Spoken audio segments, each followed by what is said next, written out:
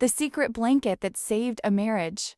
Frank stirred his coffee with far more force than necessary. It was another rough morning just like the night before. He hadn't slept well. Worse, he'd spent most of the night freezing because his wife, Emily, had once again wrapped herself in the comforter, latte, burrito and refused to give up even an inch of it. Every attempt to tug a corner free was met with a sleepy grumble and an iron grip.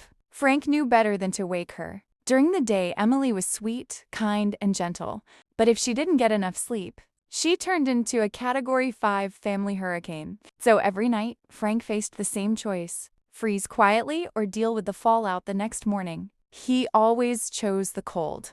To this day, he couldn't understand how a woman who weighed barely 110 pounds could somehow overpower a man twice her size when it came to a blanket. It seemed to violate every law of physics. The subject of getting a second comforter had come up once, years ago. Emily had rejected the idea immediately. First, it's 2 blankets, she said. Then it's 2 beds. Next thing you know, we're living separate lives and filing for divorce. Frank had no interest in divorce. He loved his wife. Well, maybe not between Edian AM and Lodant AM, when she transformed into a blanket-stealing ninja. But the rest of the time? Absolutely. Still, he noticed that constantly being tired and cold wasn't doing him any favors either.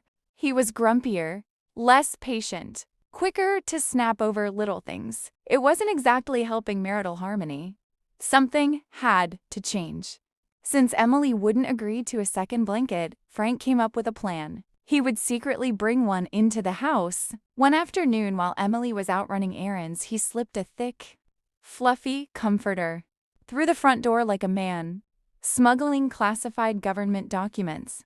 If there had been awards for covert operations, he would have won one. Finding a hiding place was another challenge entirely. A comforter isn't exactly easy to conceal. But somehow, he managed.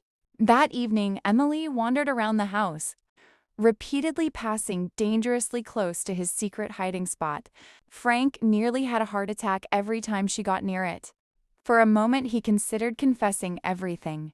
Then he decided against it. That night, he was more nervous than he'd been on their wedding day. Emily noticed his pale face and actually asked if she should call a doctor, just like she had years earlier. Eventually, she turned off the bedside lamp. A few minutes later, he heard her gentle snoring. Frank began drifting off. And then, with one smooth move, Emily rolled herself completely inside the blanket, leaving him exposed to what felt like an Arctic wind.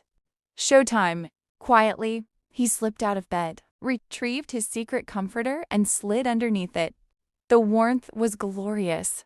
He slept better than he had in years. The next morning, he woke up refreshed, cheerful, and full of energy. He even got up early enough to hide the blanket before Emily opened her eyes. He made coffee, prepared breakfast, packed her lunch. Emily stared at him suspiciously. Then she checked the calendar. "Did I forget our anniversary?" she asked. "Nope." "Your birthday?" "Nope." "Then what's going on?" Nothing was going on. Frank was simply well rested. From that day forward, he had his own little nighttime secret, and strangely enough, everything changed. He was happier, more patient, more affectionate. The small annoyances that used to trigger arguments seemed to disappear. Months later, he realized something funny. The second chapter of their marriage hadn't started with a grand, romantic gesture, couples therapy, or an expensive vacation. It had started with one hidden comforter. Sometimes the smallest solutions create the biggest changes.